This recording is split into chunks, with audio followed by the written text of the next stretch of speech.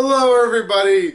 Sunday Funday has returned, and yes, I almost flubbed that because my brain was like, I'm not putting words in any order here, right?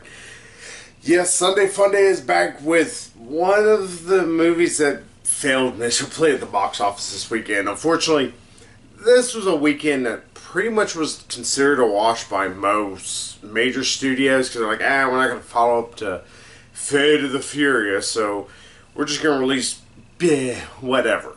So, three major movies got released. Well, three major-ish.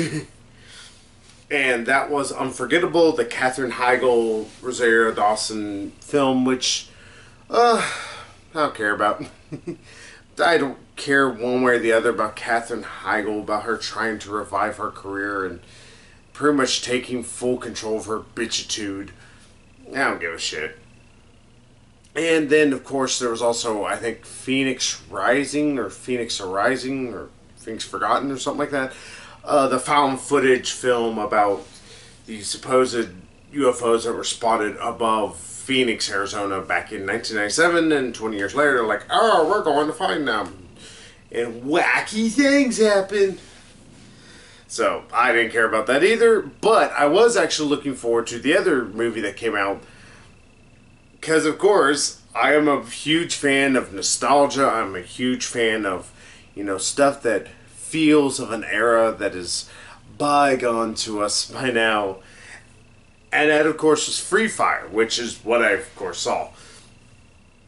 Long and short of it, Free Fire was... It wasn't quite what I was expecting. Now, it's not that this was a bad movie by any stretch of the imagination. This is...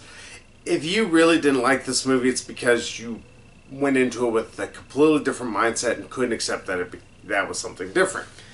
I expected a goofy but still very dark humor aimed, film in a lot of ways.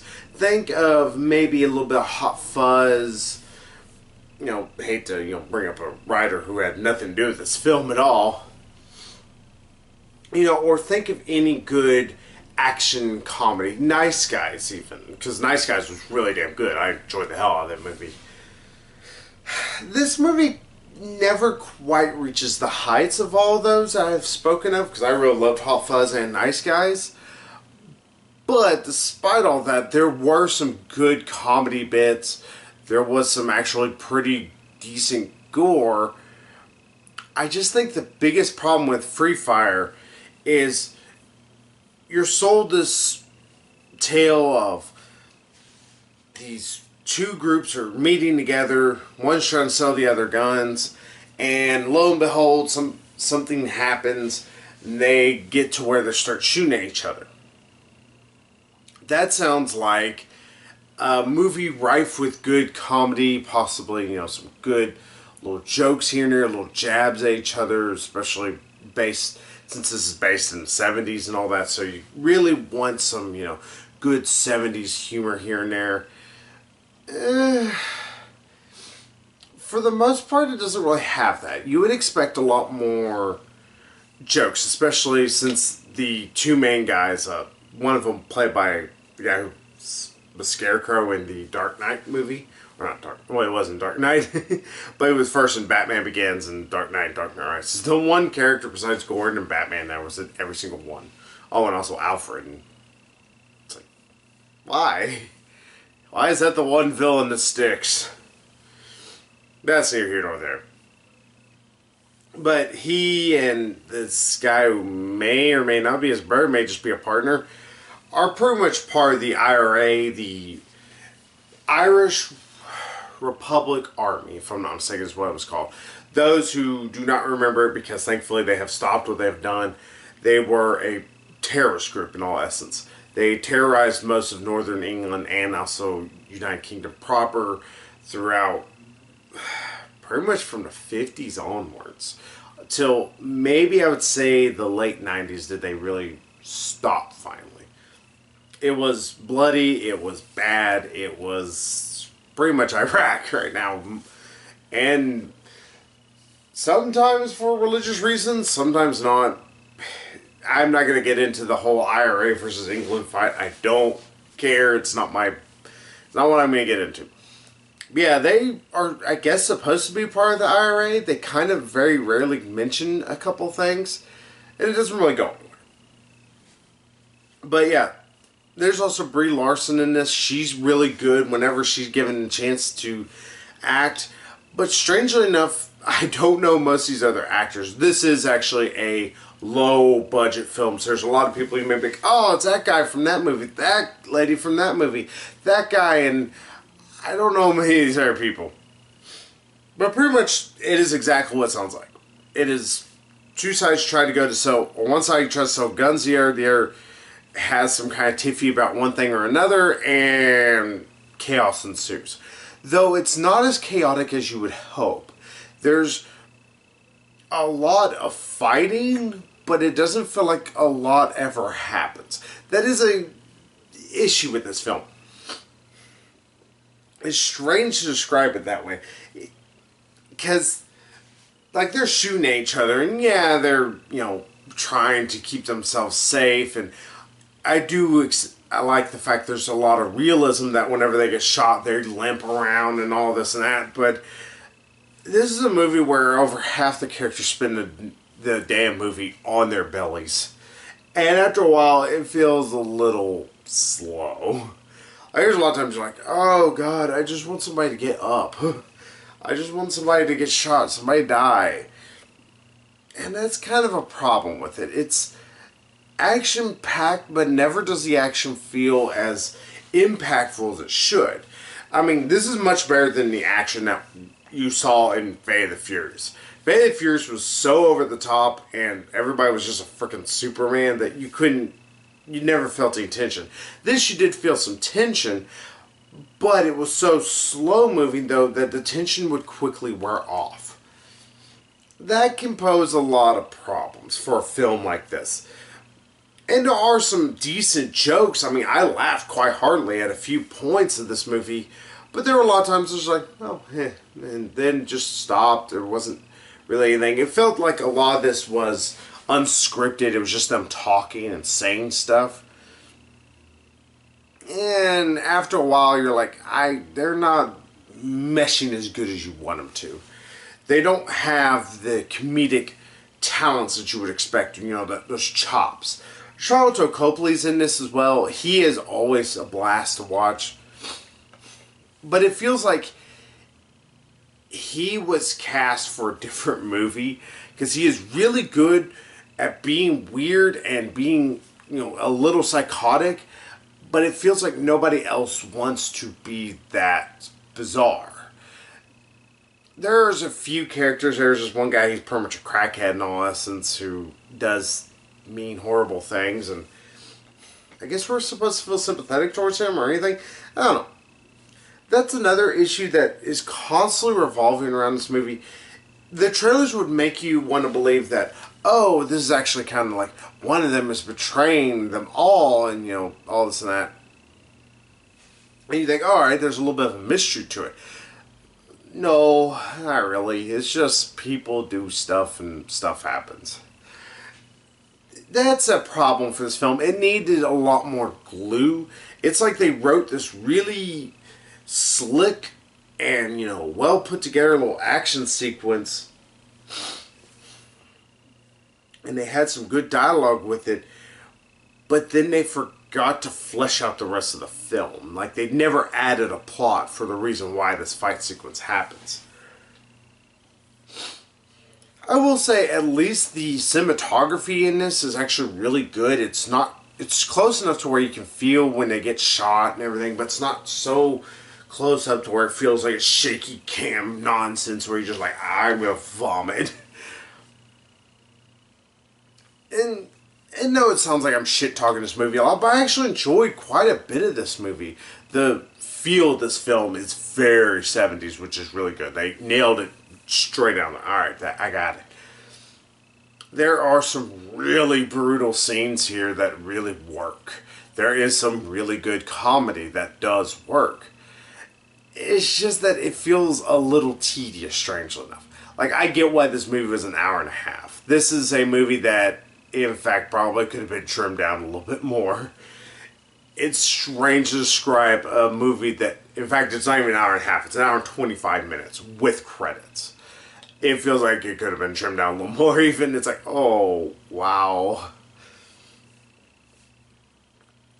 I think, like I said, the biggest problem is I really want more of a plot from this. I want more of a reason for them to be fighting other than just one guy is pissed because he did something to his cousin, and that is the reason why they began shooting each other. Whenever they could just be like, alright, well, let's just let them kill each other. We don't give a shit. No, it's a basic, not very interesting kind of plot. But I will say, all the actors did a phenomenal job. Like, this was a really damn well acted film, if I can put words into actual coherent sentences. I don't know. It's one of those times, like, it's like you got this really good, nice, and juicy steak, and you're like, oh, it's going to be delicious, and you take a bite, and it's juicy, it's cooked just perfect, and they forgot seasoning. You know, it's an unseasoned steak. It's nothing you're going to hate, but I can see why this is a movie that it's rather critically well loved, but a lot of audience might be a little, because critics are more than willing to forgive the fact that the movie has little to no plot, or little to any real conflict, or why there's a conflict. Well, audiences want a little something. If I could speak about the disparity between critics and audiences a little bit. Yeah, trying to open up that can of worms and trying to explain it is hard. I could sit there and just try and describe y'all what happens in the movie, but I'm just going to give it all away. And to be fair, I don't want to do that. Not because I'm lazy, but really because if you want to see this film, I want you to go see it. You know, I don't want to spoil you too much on this film. You know, just let you know, it's like if you're looking for balls on the wall action, you're expecting, shoot 'em up goofiness. It's like, of course you weren't going to get that from the trailers, but if you were expecting, some hardcoreness, like you get some good gore here and there. Pardon me. There's not like too much in the way of like weird CGI blood, which always bothers me. There's actually some good like people's arms explode and they get shot and stuff like that. But it all feels a little. It feels like, oh, I've seen that before in other movies. I guess I wish I had more of a film here. It would have been nice if there was an actual plot. Like I said, it's like me describing and saying, it's like, it would have been nice if there was this like almost murder mystery kind of feel surrounding it. That actually sounds really interesting, and unfortunately it's not what you're getting. It's like you're just getting a bare bones. You get a bare bones. Ugh. You better hope he's a happy bear after you do that. Fellatio only goes so far with bears. Might have to do some cunnilingus on his female to make her happy too. Or him, who knows? Might have been a transgender bear, who knows? And he's finally transitioned. Yeah, you're just never going to get the... It feels like this movie's held back a little bit. The writing could have been a little punchier, could have been a little sharper, for lack of a better term. So, I would talk more, but, I mean, like I said, the acting's good, the gore in this is good. I just think there's not much of a plot here, and unfortunately, it does hurt the movie whenever I'm like, alright, well, after a while, this... And not only that, but it is a slow-moving action film, strange enough. Like, you're like, alright, can you get off your bellies? Please quit crawling. Like, if you are a person who is just entirely entranced with human beings crawling on their bellies, this is your fetish film for the rest of your life. They are on their bellies about 95% of this film. But other than that, most people might be like, it's alright. And that's how I felt by the time I got out. I felt this was a wildly alright film. It's nothing I hated, but this is almost one of those movies I'm not sure I'd ever want to see again. I don't know. I hate to say it, it's like I'm not always sure why that might be with this film. It's like there was, like I said, good action and stuff, but I guess just its flaws hold it back quite a bit for me. So, really to describe this film and give it a score, like Like, originally, I was jazzing with this movie whenever it first kind of started up with the action. I will tell you, it takes like 10 minutes or so to get started, but that's okay. Most movies take longer. I mean, Power Rangers took like a good hour and a half to finally. He's like, oh, here's action finally. Thanks.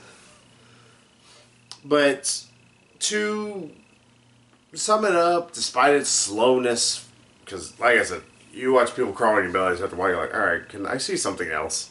That's another thing. This movie feels very limited in what it does. Like, you have one decent, like, oh, there's a sniper shooting at us, and there's some funny bits here and there with that. But it never feels like it goes anywhere after it's done, and it doesn't feel like it impacts much. Which is sad. Would have been nice to have some more impact with everything. Though, I will say, whenever characters die, you actually feel the weight of them dying. You don't feel this, just like, oh, well, they're dead. We'll be... And not only that, they go through hell. Like, Charlotte Copley, poor guy. He goes through a lot of shit. And almost everybody's dead by the end of the movie, just to let you know. There's one person living. I'm not going to tell you who that is. Oh, but... For a final score of this film... I guess this is actually probably one of the best examples of a 6. There is so much this movie does really good. Like, the setting is done well. The acting is really damn good. The camera work is really phenomenal. The action, whenever it is good, it is damn good. But damn, there's just nothing there. There's no glue holding this all together. It's like, yeah, they made cake, but they didn't make no glue for it to stick to your ass. You want something more. It's like eating dessert for your main course. It's like, yeah, it feels indulgent. It feels, rich. But then by the time you get done, you're like, I wanted protein. I want some vegetables and, this. And fortunately, I got none of that. Or you're going to walk out mad? Nah. You're probably... This is probably going to be one of those movies you're barely going to remember, though, unfortunately. And that's sad, because this movie, you could see there was a lot of love put into this film. And unfortunately, you're going to be like, that was a thing I think I watched. So, yeah, this is a 6. It's there. Not much more to say about it. Oh, so I will see y'all next week. Sorry Megan couldn't be here. It's just me because Megan was working. In fact, I'm going to go pick her up from work here in just a little bit. If you're wondering what we're going to go see next week, it's probably going to be The Circle. And maybe How to Be a Latin Lover, but I'm like, I don't know if I want to see that. It doesn't look very funny. I saw a trailer for it finally in front of Going in Style. I was like, wow, that looks very painful. So... we'll see what happens with everything. So until then, I will see you all later. So bye-bye, everybody.